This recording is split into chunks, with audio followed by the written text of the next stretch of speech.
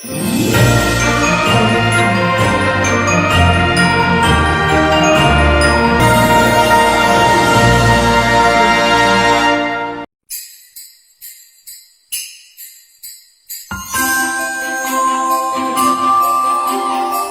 time is a season of sharing. It is an opportunity for us to show how much we care about each other, not just our family and friends but to everyone in our community. Sa panahong ito, isaisip natin na ang kabutihan ay nagsisimula sa bawat isa sa atin.